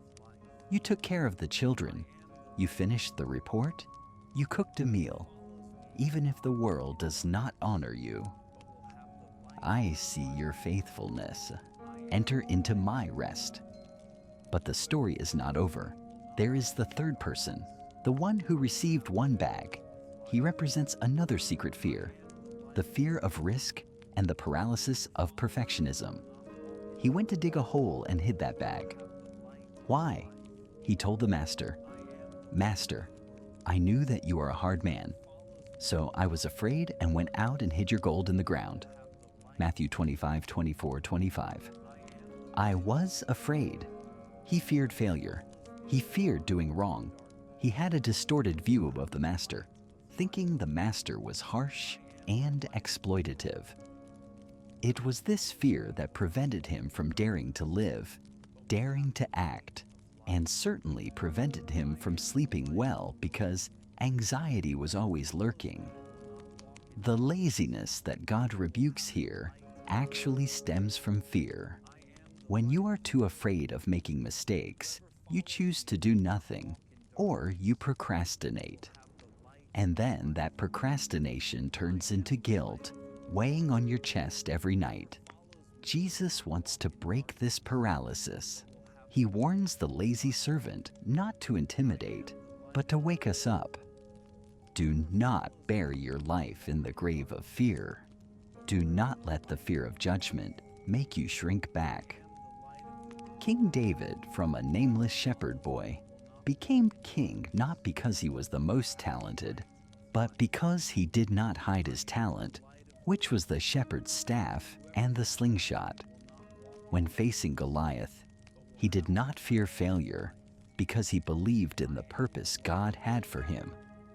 In Psalm 138, David wrote a powerful affirmation of faith that you can use as a pillow tonight. The Lord will vindicate me. Your love, Lord, endures forever. Do not abandon the works of your hands. Psalm 138:8. The Lord will fulfill his purpose for me. Ponder this. The responsibility to complete your life does not lie solely on your shoulders, but in God's hands. He started it. He will finish it. You do not need to worry about whether you are good enough. You are the work of his hands, and he never leaves his masterpiece unfinished. Tonight, dig your talent up from the soil of fear. Offer God the small efforts of today. Do not say, "I only did this much." Say, "Lord, I tried my best within the ability you gave, according to my 1 or 2 bags. I surrender the results to you." When you shift from the mindset of must succeed to be accepted to be faithful to be joyful, the burden will fall away. Hear God speak one last time for your day. Enter into the joy of your master. Enter into the joy. The word joy here in Hebrew also implies a feast, a place of rejoicing and complete rest. Your bedroom door is the door leading to that feast. Leave the muddy shoes of work outside. Put aside the profit and loss spreadsheets of life. You are a faithful servant, and a faithful servant deserves to sleep a deep sleep. Now, as the burden of productivity and the fear of failure have been relieved, we need to prepare for a final mindset before sinking into sleep. It is the mindset of readiness, not anxious suspense, but calmly welcoming tomorrow. Whether tomorrow is dawn or the last day of the world, Jesus teaches us how to live wakefully so we can sleep peacefully. Tonight, as you lie down, is your mind still trying to run ahead? You worry about events that might happen in the future, your parents' health, job stability, or the changes in this volatile world. Uncertainty is like a ghost lurking in the shadows, preventing you from closing your eyes for fear that if you let your guard down, something bad will strike. You feel you need to be vigilant, to guard your life. But Jesus says, let that guarding be for a different mindset. He tells of the servant waiting for his master to return from a wedding banquet. No one knows what hour the master will come. It could be the second watch. It could be the third. It will be good for those servants whose master finds them watching when he comes. Luke 12:37. Blessed are those servants whom the master finds watching. Watchfulness here does not mean you have to keep your eyes wide open, staring all night, ruining your health. In a spiritual and therapeutic context, watchfulness means readiness. Imagine the parable of the 10 virgins. 5 foolish ones took their lamps, but did not take any oil with them. When the bridegroom arrived, they panicked and ran to buy oil, and they were left behind. That panic is the very image of insomnia. We panic because we feel we lack something to cope with tomorrow. We lack money, lack strength, lack preparation. But the 5 wise ones were different. They took their lamps and took oil in jars along with them. The wise ones, however, took oil in jars along with their lamps. Matthew 25:4. When the bridegroom came, they did not panic. They calmly trimmed their lamps and entered the wedding banquet. Tonight, check your jar of oil. The oil here is the faith and inner peace that we have built from the beginning of this program until now. If you have forgiven, as in chapter 1, have been healed, as in chapter 3, and have lived authentically, as in the beginning of chapter 4, then your oil jar is full. You do not need to fear tomorrow. You already have enough spiritual resources to face anything. Jesus offers a beautiful piece of advice on preparation. Be dressed ready for service and keep your lamps burning. Luke 12:35. This is the posture of a sentry, but also the posture of a free soul. When you are prepared, you can sleep well. Just like a child sleeping soundly, knowing the doors are locked, parents are home, and everything is safe. Thorough preparation brings the deepest sleep. Breathe in and tell yourself, "My soul is ready." Breathe out and say, "I do not fear the surprises of tomorrow." Jesus also warned that the day of the Lord will come like a thief in the night. But understand this: if the owner of the house had known at what time of night the thief was coming, he would have kept watch. Matthew 24:43. Many people hear thief and feel afraid. But look at it from another angle. A thief only visits houses with treasure. Your soul is a precious treasure. God values your soul so much that He reminds you to guard it. Do not let daily anxieties steal your peace. When you live watchfully, that is, living fully in the present moment, mindfulness in God, no thief can surprise you. The future is no longer a threat, but a promise. King David, who lived his whole life on the line between life and death, understood this readiness better than anyone. He did not know if he would be alive tomorrow, did not know if enemies would attack at dawn, but he did not let that fear steal his sleep. He surrendered time management back to God. Listen to David's whisper in Psalm 31, an affirmation of absolute sovereignty. "My times are in your hands. Deliver me from the hands of my enemies." Psalm 31:15. My times are in your hands. This is the strongest mantra to extinguish anxiety about the future. Your time, the past, the present, and even that murky future, all lies snugly in the loving hands of the Creator. Those hands are big enough to hold the universe and gentle enough to hold your heartbeat tonight. If tomorrow brings joy, God is there. If tomorrow brings challenges, God is already there. You do not need to travel ahead to tomorrow to worry. You just need to be still in tonight. Visualize yourself as the faithful servant after a long day of work. You have finished your duty, like the story of the talents. You have cleaned the cup of the soul. You have filled the oil jar of faith. Now the Master Jesus comes beside you. He does not wake you up to work more. He comes to wish you a good night. He says, "Come to me." and I will give you rest. Observe the lamp of your mind. Do not try to blow it out with anxiety. Let it burn gently, a small, warm, golden flame.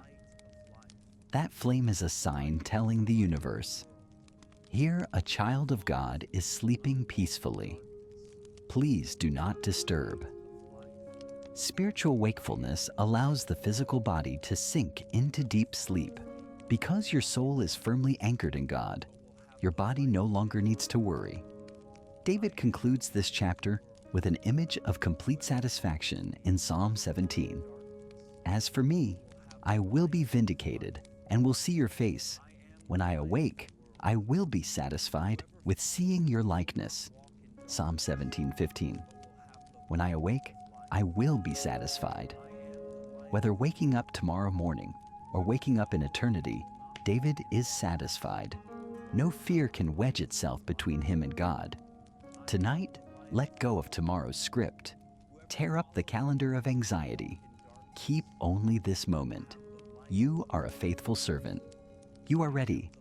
And because you are ready, you can sleep.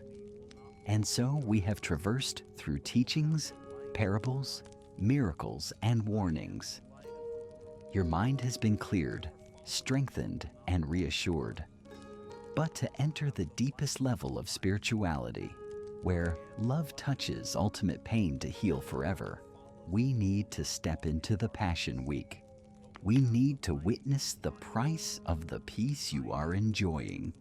Chapter 5 will be the epic song of sacrifice and resurrection. O sleepless friend, tonight, we will not seek sleep in peaceful places. I invite you to step into a dark garden where the Creator himself once experienced a sleepless night. It is the Garden of Gethsemane, the oil press. Do you feel your chest weighed down as if by a 1,000-pound rock?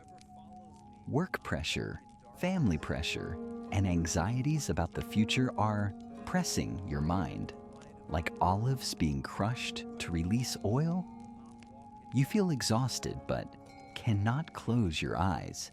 You feel lonely in the night when the whole world, and even the loved ones beside you, is fast asleep. King David, in his prophetic intuition 1,000 years ago, saw this fateful night. He tasted the pain of betrayal and extreme fear, only to write psalms like tears flowing backward into the soul. My heart is in anguish within me. The terrors of death have fallen on me. Fear and trembling have beset me. Horror has overwhelmed me. Psalm 55:4-5. My heart is in anguish. The terrors of death have fallen on me. And that is exactly the feeling of night panic attacks. But tonight, look, David was not just writing for himself. He was writing about the suffering servant to come. And that person is here, right in this Garden of Gethsemane. Jesus steps into the darkness, carrying on his shoulders a burden not his own, but the burden of sin and the pain of all humanity, including your insomnia. The prophet Isaiah described him. He was despised and rejected by mankind, a man of suffering and familiar with pain. Isaiah 53:3. Let this verse soothe your heart. You do not worship a distant God, sitting on a cold throne looking down at your pain. You are loved by one who is familiar with pain. He knows exactly what tossing and turning feels like. In the quiet garden, Jesus said to his disciples, his closest friends who were heavy with sleep, "My soul is overwhelmed with sorrow to the point of death. Stay here and keep watch with me." Matthew 26:38. My soul is overwhelmed with sorrow to the point of death. Tonight, if you are sad, let yourself be sad. Jesus allows you to be weak. He did not suppress his emotions. He fell with his face to the ground and prayed. The greatest loneliness of the insomniac is the feeling that no one understands. But look, Jesus turned back and saw the disciples sleeping. He faced the pain alone. He understands the loneliness in your bedroom better than anyone. And what did he pray? My Father, if it is possible, may this cup be taken from me, yet not as I will, but as you will. Matthew 26:39. This cup, the cup of wrath, the cup of separation, the cup of all sins and anxieties, he drained that bitter cup so that tonight you may drink the cup of peace. The sentence, yet not as I will, but as you will, is the universe's strongest sedative. Insomnia often comes from our attempt to control everything our way. We want tomorrow to be this way, that person to be that way. Resistance to reality creates tension. Tonight, learn from Jesus. Let go of the steering wheel. Whisper, Lord, I do not want this worry, but let your will be done. I entrust tomorrow's outcome to you. The moment you surrender your own will to lean on the great will of God, your muscles will soften. Tension vanishes.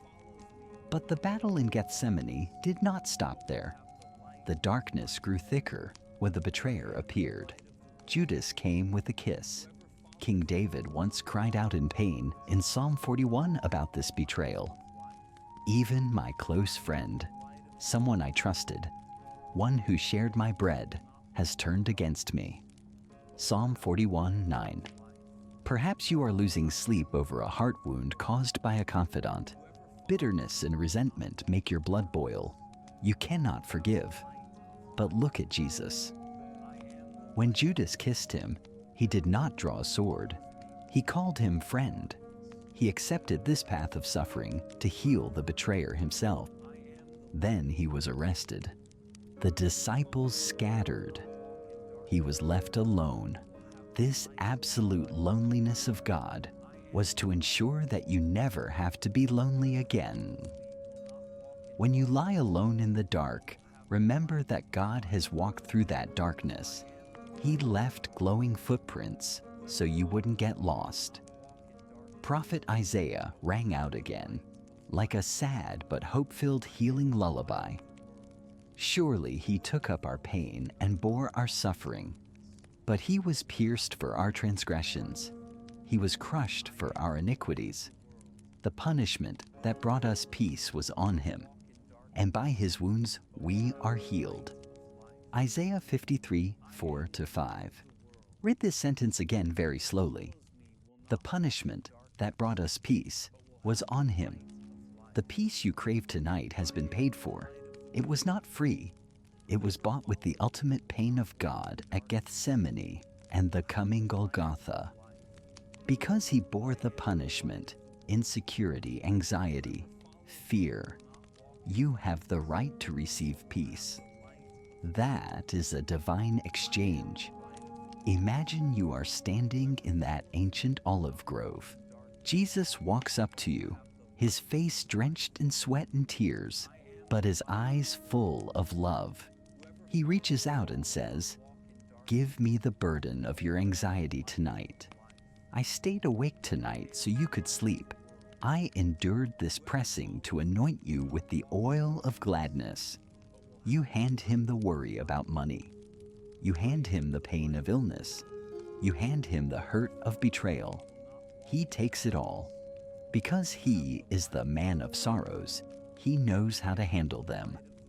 As for you, you are just a little child. You were not designed to carry the world. Now, leave the Garden of Gethsemane. Let God stay to face the captors. He volunteered to do it. You step toward rest. But remember, this peace is built on sacrifice. For pain to be radically healed, for sin, the root cause of insecurity, to be completely erased, we need to proceed to the Skull Hill. There, an eternal covenant will be signed in blood, and a final sentence will end all weary human efforts. We are standing before the climax of human history. The cross stands tall amidst the pitch-black sky. Why do we bring this image into sleep? Because the cross is the only place in this world capable of absorbing every pain and transforming it into peace. Look up at Jesus. He is hanging there between heaven and earth. King David, in a painful vision piercing through time, saw this scene thousands of years ago. He wrote in Psalm 22, the hymn of agony that Jesus himself uttered on the wood. My God, why have you forsaken me? Why are you so far from saving me, so far from my cries of anguish? Psalm 22:1. My God, why have you forsaken me? Have you ever, in long lonely nights, felt this question echoing in your head? You feel God is silent? You feel abandoned amidst problems? But understand this deeply. Jesus endured that forsaking so that you would never be forsaken again. He stepped into the thickest darkness of separation to pull you towards the light. He endured absolute loneliness so that tonight, right in this bed, you are enveloped in the warm presence of the Father. David's weeping and Jesus' cry are the validation for your pain. You are understood. And now, listen to his final words. They are not meaningless dying words, but golden keys unlocking the chains for your soul. First, the antidote for hatred, the number one enemy of sleep. Looking down at those mocking him, those who crucified him, Jesus did not curse. He prayed, Father, forgive them, for they do not know what they are doing. Luke 23:34. Father, forgive them. Tonight, who is hurting you? Who is making you so angry you cannot close your eyes? Borrow God's words. Loosen your clenched fists. Whisper, forgive them, for they do not know what they are doing. They do not know they are hurting a precious soul. They are spiritually blind. When you forgive, you do not release them from responsibility, but you release yourself from the prison of bitterness. Watch the burden of hatred leaving your shoulders, falling at the foot of the cross. You are relieved. Next, the medicine for guilt. Beside God is a thief, a lifelong sinner. He had no merit to offer God. He had only one last-minute plea. Remember me. And God replied immediately without hesitation. Truly, I tell you, today you will be with me in paradise. Luke 23:43. Today, in paradise. You do not need to wait until tomorrow.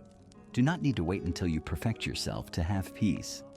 Peace, paradise in the soul, is granted to you today, right now with just one plea. Cast off self-blame. Your past has been erased. You are accepted. And then, the most important moment has arrived. The moment that permanently changes your destiny and the quality of your sleep. Jesus knew that everything was done. He had borne all sins, endured all pain, fulfilled all laws. He breathed his last with an earth-shaking declaration. It is finished. John 19:30. In Greek, this word is tetelestai. It is a commercial term meaning paid in full. Let the word tetelestai echo in every cell of your brain. Why do you lose sleep? Is it because you feel you haven't finished your work? Haven't paid off life's debts? Not good enough? Not successful enough? Jesus says, it is finished. The most important work of salvation is finished. Your value has been affirmed. The debt of sin has been paid. The unfinished tasks on your desk, those are just minor details of life. The big picture is complete. Tonight, you do not need to try anymore. You do not need to fight to win peace. Peace has been bought and delivered to your hands. Breathe out a long sigh. Tetelestai. Let every burden of striving fall. You are allowed to rest, not resting to get strength to work, but resting because the victory belongs to you. Finally, Jesus teaches us how to enter sleep, the final sleep of a day, and the final sleep of a life, with absolute surrender. He did not die in panic or struggle. He died in active entrustment. Father, into your hands I commit my spirit. Luke 23:46. Father, into your hands I commit my spirit. This is the very scripture King David wrote in Psalm 31:5. Into your hands I commit my spirit. Jesus used David's prayer to end his mission. This is the most perfect ritual for you to sink into sleep tonight. Visualize the Father's hands, hands that are great, warm, and full of power, opening to catch you. You do not fall asleep. You're committing your spirit into the Father's hands. There are no nightmares, no anxiety, only absolute safety. Whisper with me, Father, tonight I commit my spirit, my worries, my family, into your hands. I am letting go. Darkness covers Golgotha, but it is not a scary darkness. It is the darkness of rest. The storm has passed. The sacrifice is complete. God's body is lowered, wrapped in fragrant spices, and placed in a quiet cave. A large stone is rolled over the tomb entrance. Absolute silence.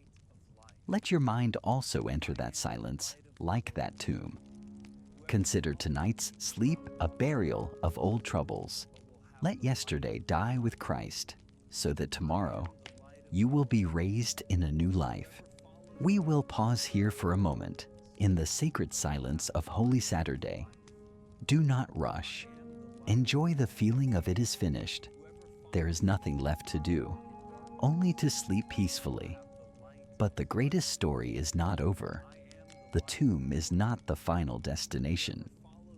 Our peace is not the peace of death, but the peace of victorious life.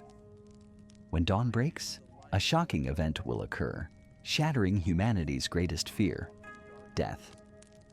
We will move to the final part of chapter 5 to receive the light of resurrection. Imagine you are standing in a garden early in the misty morning. Dew still hangs on the branches. The air is fresh and still. After the storms of Friday, after the terrifying silence of Saturday, the dawn of Sunday is breaking. Are you also waiting for a dawn in your life? You have gone through long winters of the soul, periods of depression, loss, or failures that seem impossible to recover from. You feel everything has ended, like a large stone blocking the door of hope. Look at Mary Magdalene. The woman once saved by God from 7 demons is now walking in tears to visit the tomb. Her heart is broken. She is going to find a dead person to anoint with spices.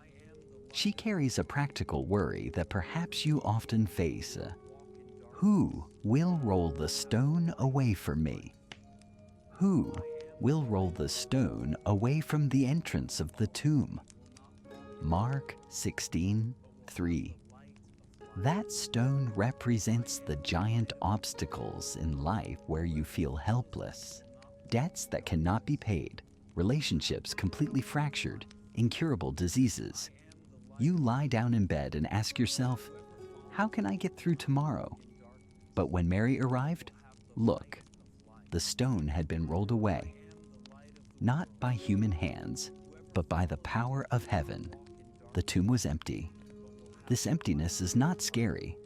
It is the greatest emptiness in history.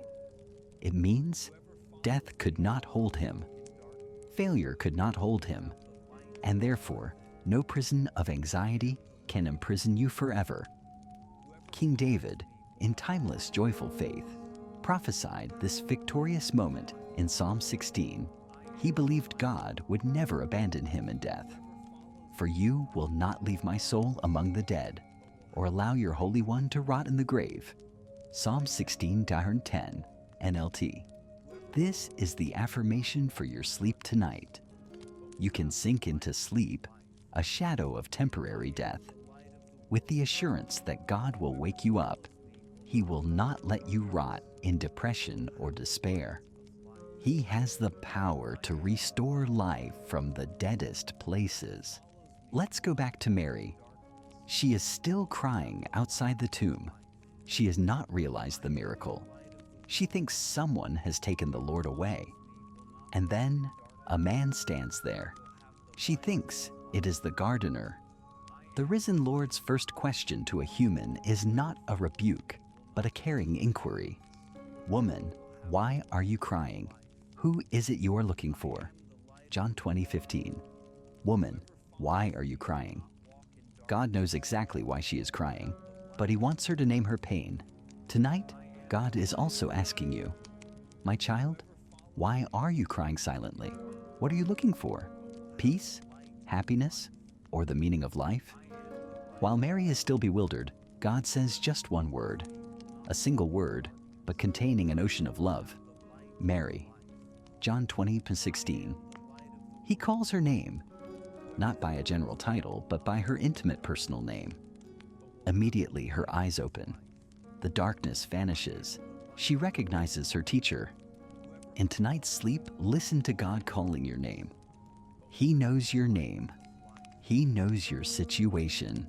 You're not a nameless speck of dust drifting in the cold universe. You are known and named by the risen one. This personal connection is the solidest foundation for peace of mind. And this is the core message the risen Lord wants to send you, an eloquent declaration shattering all fears of death and endings. I am the resurrection and the life. The one who believes in me will live, even though they die. John 11:25. I am the resurrection and the life. Let this mantra resonate in your mind. I am the resurrection. What in you is dying tonight? Hope, joy, health. Jesus says, I am the resurrection of those things. He can breathe life into a dying marriage. He can restore collapsed finances. He can regenerate damaged cells. There is no word dead end in God's dictionary. Only new beginning. Your sleep tonight is that sacred reset process. Believe that when dawn breaks, you will be made new, just as God walked out of the glorious tomb.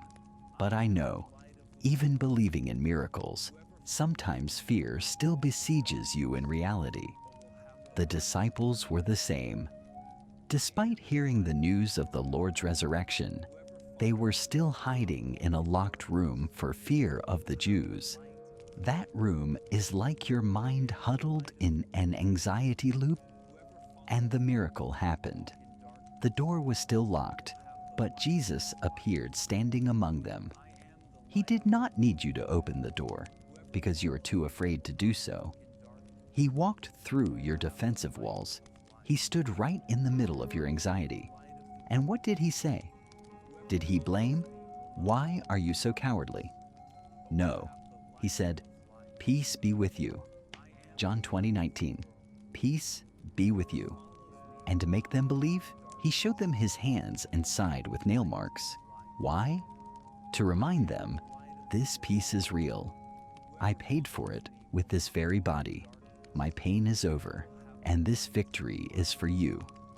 Tonight, Jesus is also standing in the middle of your bedroom saying, peace be with you. Breathe in that peace. Imagine the warm light of resurrection pushing back the darkness of fear in every corner of the brain. You do not need to create peace yourself. You just need to receive it. King David, who lived his whole life seeking God's face, finally found the complete answer in the risen Christ. His joy burst forth in Psalm 30, like a triumphant song for the morning. Weeping may stay for the night, but rejoicing comes in the morning. Psalm 35. Weeping may stay for the night. Engrave this promise. Your sadness tonight is just an overnight guest. It is not the homeowner. It does not stay forever. The risen Lord has signed the eviction order for sadness when dawn breaks. Therefore, beloved friend, you can rest assured and sleep well. The tomb is empty. The greatest enemy, death, has been defeated. The stone of anxiety has been rolled away, and the living one is here, right beside you, guarding your sleep. The power of resurrection is regenerating your energy in this sleep. Tomorrow, you will wake up not with old fatigue, but with new life. Because he lives, you will live also. Because he is victorious, you will also be victorious. You turned my wailing into dancing. You removed my sackcloth and clothed me with joy. Psalm 30:11. Let that gentle joy lull you. Peace, hope, resurrection. Our epic journey is coming to a close. We have traveled from teachings through miracles, faced darkness, and reached the light of resurrection. Now, to pack all these emotions into a treasure chest you can carry into sleep every night, we will come to chapter 6, the cry and the trust, the Psalms. We will use David's own ancient prayers to weave the final, softest blanket. The night has grown very late. Perhaps right now you feel like the only person in the world still awake. Darkness not only covers the room, but creeps into every corner of the mind. Negative thoughts, fears you tried to suppress during the day, now rise like ghosts surrounding you. You are not alone in this battle. Let's travel back in time with me, returning to a cold cave at Adullam, where King David, the Lord's anointed, was fleeing. He was not lying on a soft mattress. He lay on rough, stony ground. Outside were thousands of King Saul's soldiers hunting him. Inside was extreme loneliness. Why do we begin sleep with pain? Because in soul therapy, you cannot heal what you deny. To have true peace, you must dare to face and name your pain, instead of trying to lull it with avoidance. Listen to David's heart-rending cry. Is that the cry of your heart tonight? How long, Lord, will you forget me forever? How long will you hide your face from me? How long must I wrestle with my thoughts, and day after day have sorrow in my heart? Psalm 13, verse 1-2. How long, O Lord? This question echoes in the minds of millions of insomniacs. How long until I escape debt?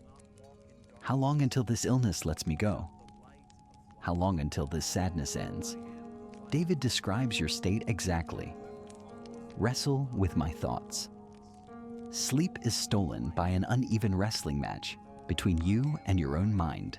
You turn left, then right, but the sadness still lies there, heavy in your heart. Tonight, God allows you to ask, how long? He does not force you to appear strong or falsely pious.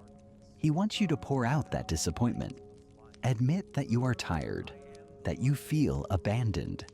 It is in that naked admission that healing begins. Look outside the cave. Enemies are besieging. For David, it was swords and spears. But for you, what is the enemy tonight? Is it the voices of accusation? Voices saying you are a failure? You're not good enough. Your future is dim. Those voices attack you relentlessly when night falls. David felt that suffocating siege.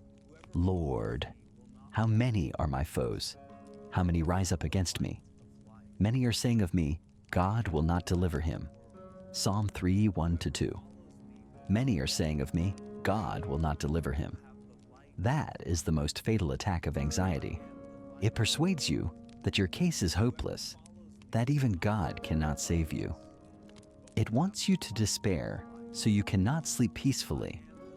But observe how David reacts. He did not let the pain swallow him. He turned pain into prayer. He wept. In modern culture, we often view tears as weakness, but in the Bible, tears are the most sacred language to cleanse the soul. I am worn out from my groaning. All night long I flood my bed with weeping and drench my couch with tears. Psalm 6:6. I am worn out from my groaning. I flood my bed. If tonight you want to cry, cry. Let the tears flow. Do not suppress them. Imagine each tear is a heavy stone being removed from your chest. Tears flood the bed. They wash away the dust of frustration. They soften the dry soil of your soul.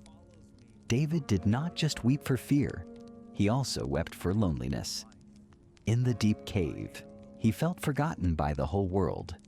No one cared if he lived or died. Look and see. There is no one at my right hand. No one is concerned for me. I have no refuge. No one cares for my life. Psalm 142, verse 4. No one cares for my life. Loneliness is a cold room that insomniacs are often locked into. You look at your phone, a contact list of hundreds, but no one to call at 2 a.m. But right at that extremity of loneliness, when there was no one at my right hand, David found another presence. A presence invisible to the naked eye, but palpable to a broken heart. Just when he hit the bottom of pain, he touched the foundation of God. He realized that only when humans let go can God take hold. He shifted from moaning to a determined plea. But I cry to you, Lord. I say, you are my refuge, my portion in the land of the living. Psalm 142:5. You are my refuge. This is the most important turning point of tonight. You have wept enough. You have wrestled enough. Now, begin to shift your gaze. Do not look at the cold rock walls anymore. Do not look at the darkness of the future anymore. Look up. Tell your panicked mind, it is true I am besieged. It is true I am in pain. But God is my refuge. The word refuge evokes the image of a strong fortress, a place where the arrows of anxiety cannot penetrate. Take a deep breath.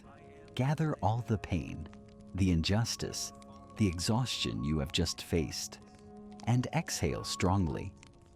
Imagine you are pouring them into God's bottle. You keep track of all my sorrows. You have collected all my tears in your bottle. You have recorded each one in your book. Psalm 56 and 8 NLT. God keeps every tear of yours in a bottle. None of your pain is meaningless. He cherishes them.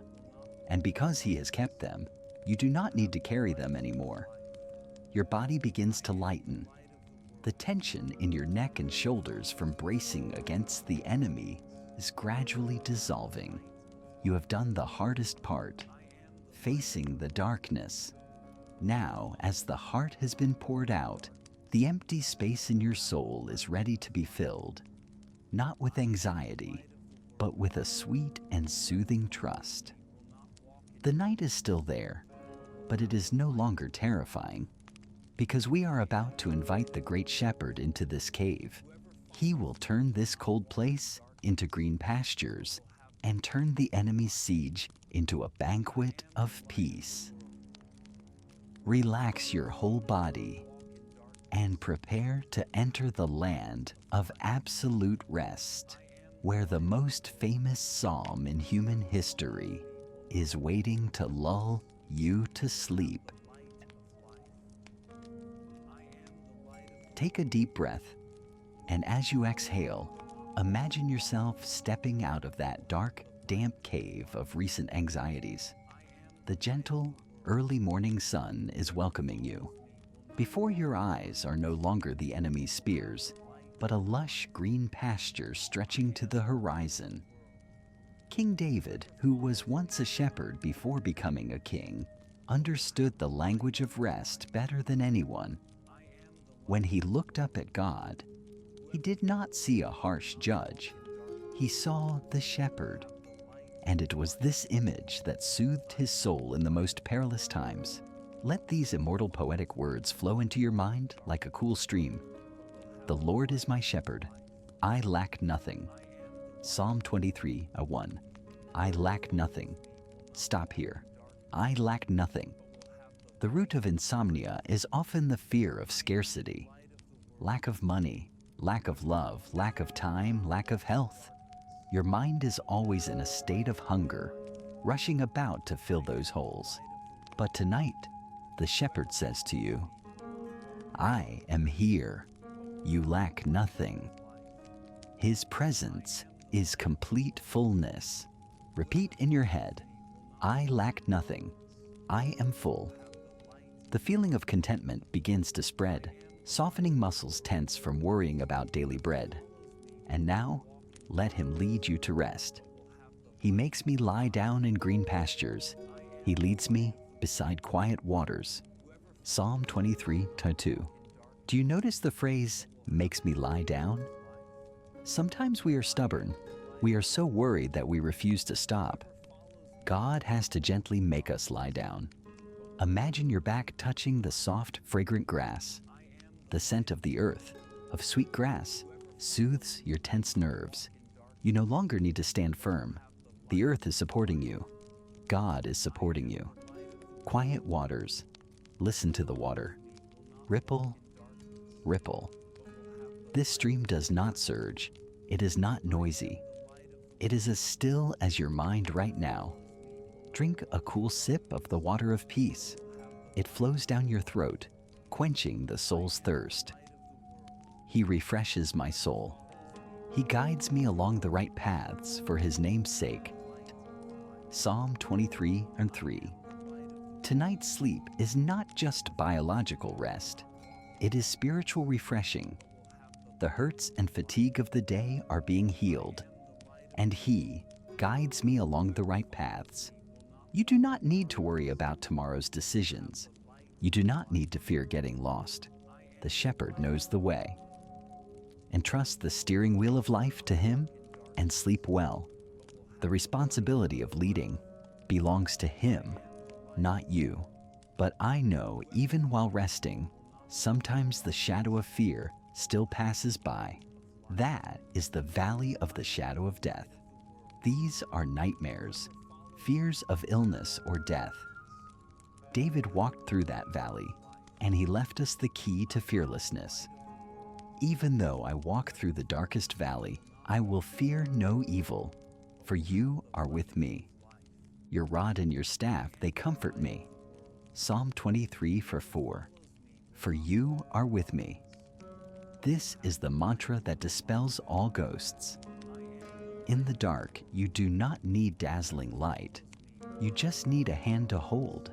God's presence in the dark is more precious than 1,000 candles. His rod and staff, the rod to drive away beasts, protection. The staff to hook the sheep's neck and pull it back when straying, guidance. You are protected from all sides. No force can touch your sleep tonight. And when night has completely fallen, we need a roof. The pasture is soft, but we need a fortress to feel absolutely safe from the cold winds of life. Let's move to Psalm 91, the manifesto of divine protection. Imagine you are entering an ancient, solid temple on a high mountain. The thick wooden door closes behind you, shutting out every storm outside. Whoever dwells in the shelter of the Most High will rest in the shadow of the Almighty. Psalm 91:1. Feel the security of being under the shadow of a great one. Like a child hiding behind their father's back, all dangers are shielded by that great back. You become small, and therefore, you are safe. David uses an even gentler image to describe your sleep. He will cover you with his feathers, and under his wings you will find refuge. Psalm 91:4. Imagine you are a young bird. Night falls cold and full of danger, but the mother bird spreads her large, warm wings and covers you. You snuggle deep into that soft plumage. Warm, secluded, peaceful. The outside world disappears. Only the Father's heartbeat and the warmth of love remain. In this sacred nest, The fear of the night has no place. You will not fear the terror of night, nor the arrow that flies by day. Psalm 91:5. No more terror of night, no more arrows of daily pressure. All have stopped outside the wings. God sends his angels to stand guard around your bed. For he will command his angels concerning you, to guard you in all your ways. Psalm 91:11. Visualize 4 mighty angels standing guard at the 4 corners of your bed. You are protected 24/7. Heaven's security system has been activated. Your body can now completely shut down. Your feet have rested on the pasture. Your mind has drunk from the stream of peace. Your soul has been warmed under the Almighty's wings. The transformation is complete.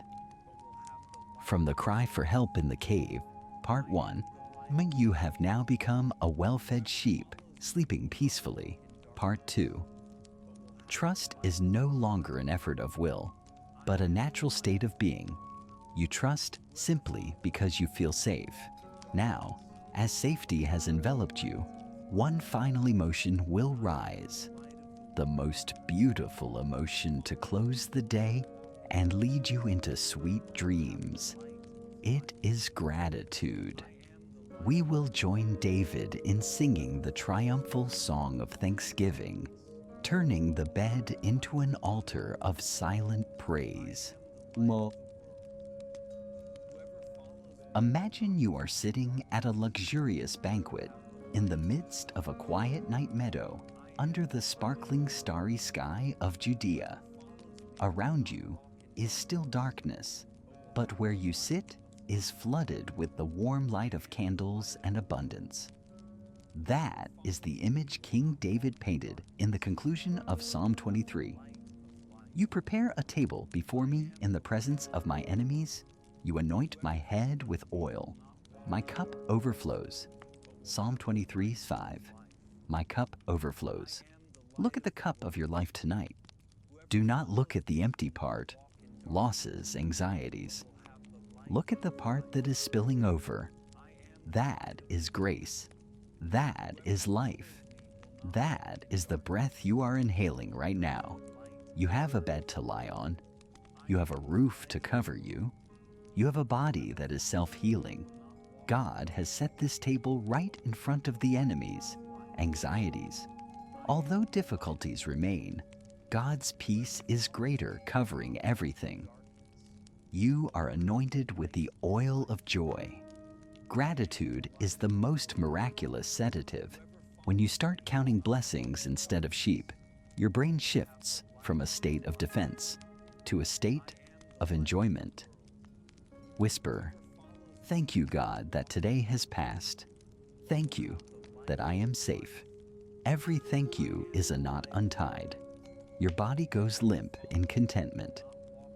David, after going through so many ups and downs, found the secret to a good night's sleep is not when enemies are gone, but when he is grateful for God's deliverance. He sings in Psalm 116, "Return to your rest, my soul, for the Lord has been good to you." Psalm 116:7. Return to your rest, my soul. Command your soul. Speak to it as you would to a tired child who has been out playing. Let's go home. Let's rest. The Lord has been good to us. Do not wander in the past anymore. Do not run around in the future anymore. Return to the present, the place of rest. And now, let me give you a final truth, a most precious gift for those losing sleep due to overstriving. You think you must try to sleep. You think sleep is a task to be completed, but the Bible says otherwise. In Psalm 127, King Solomon, David's son, wrote, "In vain you rise early and stay up late, toiling for food to eat, for he grants sleep to those he loves." Psalm 127:2. He grants sleep to those he loves. Let this sentence sink deep into your subconscious. Sleep is a gift, not a reward for hard work, nor the result of effort. You cannot make sleep. You can only receive it. God grants you sleep because he loves you. It is that simple. Let go of the effort. Do not try to sleep. Just lie there and receive the gift.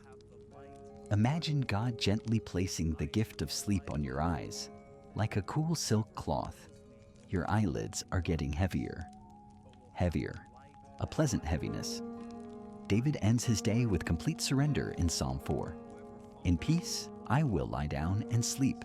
For you alone, Lord, make me dwell in safety. Psalm 4-8. In peace, I will lie down and sleep. This is the final action. I will lie down, body relaxed, and sleep, mind lights out, in peace, soul anchored. Feel the bed supporting your entire body weight. You are sinking into the palm of God's hand. Nothing left to worry about. All sins are forgiven, tetelestai. All enemies have been driven back, Psalm 91. All needs have been provided, Psalm 23. The future is secured, resurrection. Now only holy silence remains. Let the prayers of ancient saints become the boat carrying you into the river of beautiful dreams. God is my shepherd. I lack nothing. Green pastures, quiet waters, restores my soul.